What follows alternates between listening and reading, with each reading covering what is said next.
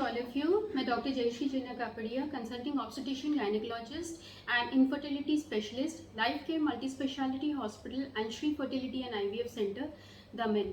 मैं regularly educational videos आपके लिए अपलोड करती रहती हूँ और इसी श्रृंखला में आज हम बात करेंगे पॉलीसिस्टिक ओवेरियन डिसऑर्डर या पॉलीसिस्टिक ओवेरियन सिंड्रोम के बारे में। ये आजकल हमारे प्रैक्टिस में बहुत ही कॉमनली देखने में आया है। पेशेंट्स का एज ग्रुप होता है 20 to 30 इयर्स एज। हर महीने फीमेल्स के शरीर में हॉर्मोन्स की वजह से ओवरीज में अंडे बनने लगते हैं जो धीरे धीरे ग्रो होते हैं और मिड साइकिल में यानी अंदाजन 15 दिन के बाद मासिक के ये जो अंडे होते हैं वो फूटते हैं और एग रिलीज होता है। इस प्रोसेस को कहा जाता है ओव्यूलेशन। और अगर प्रेगनेंसी इसके बाद नहीं रुकती है तो 14 दिन के बाद महिला को माहवारी आ जाती है, जिसे पीरियड्स या मेंसेस कहते हैं। और ये जो साइकिल है हर महीने रिपीट होता रहता है। लेकिन पॉलीसिस्टिक ओवेरियन डिसऑर्डर या सिंड्रोम में क्या होता है, हार्मोनल इम्बैलेंस हो जाता है और जिसकी वजह से ओवरीज में अंडे ग्रो नहीं हो पाते हैं और छोटे छोटे इमेच्योर एग्स जो होते हैं वो ओवरीज में पड़े रहते हैं। ये देखने में एक पानी के सिस्ट की तरह होता है और ये बहुत सारे इमेच्योर एग्स ओवरीज में क्योंकि पड़े रहते हैं, इसलिए इसको कहा जाता है पॉलीसिस्टिक ओवेरियन डिसऑर्डर या पॉलीसिस्टिक ओवेरियन सिंड्रोम। अगर हम बात करें जो हार्मोन्स की हैं जो कि इम्बैलेंस्ड हो जाती हैं, तो सबसे पहले हार्मोन है एंड्रोजन हार्मोन। ये यूजुअली एक पुरुषों का हार्मोन है, लेकिन ये PCOD पेशेंट्स में, महिलाओं में ज़्यादा मात्रा में देखी जाती है ओवरीज और ब्लड में। इसके अलावा इंसुलिन हार्मोन है जो कि ग्लूकोज को हमारे बॉडी में रेगुलेट करता है। इसका इफेक्ट सेल्स में PCOD पेशेंट्स में कम हो जाता है, जिसकी वजह से इंसुलिन रेजिस्टेंस डेवलप होता है और high level of insulin level होता है ब्लड में।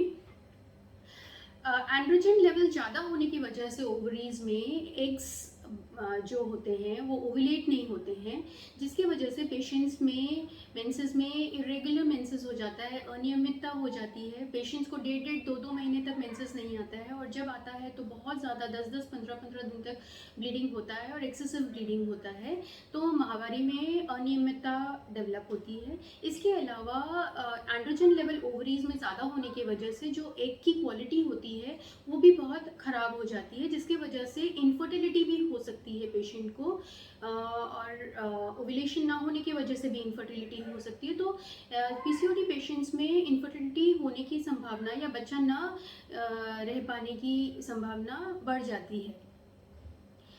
इसके अलावा अगर हम देखें तो जो एंड्रोजन लेवल ब्लड में होता है वो रेज्ड होता है, जिसकी वजह से male pattern of hair growth होता है। तो फीमेल्स में चिन में और फेस पे हेयर ग्रोथ देखने को मिलता है, जो कि कॉमनली फीमेल्स में नहीं होता है। इसके अलावा ऑयली स्किन हो जाता है तो एक्ने और पिंपल्स डेवलप होते हैं।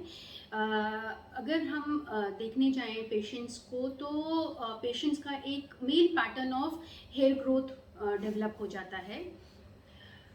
इंसुलिन ज़्यादा होने की वजह से ब्लड में ग्लूकोज रेगुलेट नहीं हो पाता है। ग्लूकोज रेगुलेट नहीं होने की वजह से मोटापा होता है और मोटापा होने की वजह से वापस से इंसुलिन रेजिस्टेंस होता है। तो ये एक साइकिल की तरह होता है जो PCOD पेशेंट्स में डेवलप हो जाता है और पेशेंट को इस साइकिल से निकलने में बहुत डिफ़िकल्टी होती है।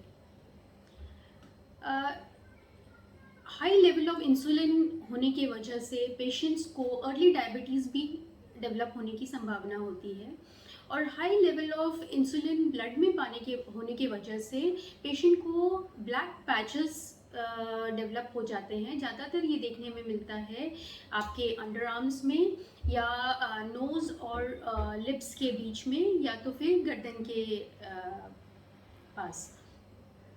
तो अगर हम बात करें अब डायग्नोसिस के बारे में, तो पहले हम बात करेंगे कि मेनली हम बात कर लेते हैं कि कौन कौन से सिम्टम्स अब हम डिस्क्राइब करते हैं कि कौन कौन से सिम्टम्स PCOD पेशेंट्स में होते हैं। तो पहले तो इरेगुलर मेंसेस हो सकता है, पेशेंट को इनफर्टिलिटी हो सकता है, बच्चा ना कंसीव हो रहा हो, पेशेंट को एक्ने पिंपल्स होते हैं, पेशेंट को male pattern of hair growth होता है, पेशेंट को डार्क पैचेस होते हैं, अर्ली डायबिटीज़ हो सकता है। अब हम बात करेंगे डायग्नोसिस के बारे में। तो 3 क्राइटेरिया है। तो पहला तो है कि पेशेंट को माहवारी अनियमित हो जाती है या इरेगुलर मेंसेस होता है। सेकेंड, सोनोग्राफी में अगर हम देखते हैं तो दोनों तरफ पॉलीसिस्टिक ओवरीज दिखती हैं। एक तरह की मोतियों की माला जैसी होती है जो कि पेरिफेरी में अरेंज्ड हुई होती है। ये ओवरी है जैसे कि, तो ओवरी में साइड में सब जगह पे मोतियों की माला जैसे इमेच्योर एग्स अरेंज्ड होते हैं। ये पैटर्न हमको सोनोग्राफी में दिखता है। इसके अलावा ब्लड में अगर हम चेक करें तो हाई टेस्टोस्टेरोन लेवल होता है। तो ये 3 क्राइटेरियाज हैं। इन तीनों में से अगर 2 क्राइटेरिया पेशेंट में है तो पेशेंट को पॉलीसिस्टिक ओवेरियन डिसऑर्डर है। अब हम बात करेंगे ट्रीटमेंट के लिए। तो ट्रीटमेंट में सबसे इम्पॉर्टेंट है लाइफस्टाइल मॉडिफिकेशन। अगर पेशेंट ओबीज है या ओवरवेट है और अगर वो 10% भी अपना वेट रिड्यूस करता है तो उसका नेचुरल ओव्यूलेशन होना शुरू हो जाता है। तो lifestyle modification is very important. तो इसमें हम डाइट मॉडिफिकेशन कर सकते हैं, कार्बोहाइड्रेट्स को कम कर सकते हैं, शुगर है, जो बेकरी आइटम्स हैं, कोल्ड ड्रिंक्स हैं, ये सबको बंद करके खाने में फ्रेश फ्रूट्स एंड वेजिटेबल्स को इनकॉर्पोरेट कर सकते हैं। इसके अलावा हम अपने लाइफस्टाइल में एक्सरसाइज को इनकॉर्पोरेट करें, जैसे कि एटलीस्ट 30 to 45 मिनट्स आप कुछ भी करिए, जैसे walking, jogging, swimming, stair climbing, exercise, in any form आप अपने लाइफस्टाइल में उसको इनकॉर्पोरेट कर सकते हैं। इसके अलावा जो पेशेंट्स को माहवारी में अनियमितता होती है उन लोगों को हम हार्मोनल पिल्स देते हैं 3 से 6 महीने तक। लेकिन अगर पेशेंट ने लाइफस्टाइल मॉडिफिकेशन नहीं किया इस दौरान तो 3 से 6 महीने के कोर्स कंप्लीट होने के बाद देखने में आया है कि वापस से पेशेंट को अपना इरेगुलर मेंसेस शुरू हो जाता है। तो बहुत ज़रूरी है लाइफस्टाइल मॉडिफिकेशन पीसीओडी पेशेंट्स में लॉन्ग टाइम रिलीफ के लिए।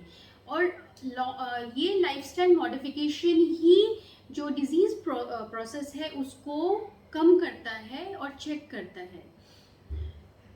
तो आशा करती हूँ कि मैंने जो भी आपको इन्फॉर्मेशन दिया है वो आपके लिए हेल्पफुल रहा होगा। Thank you so much.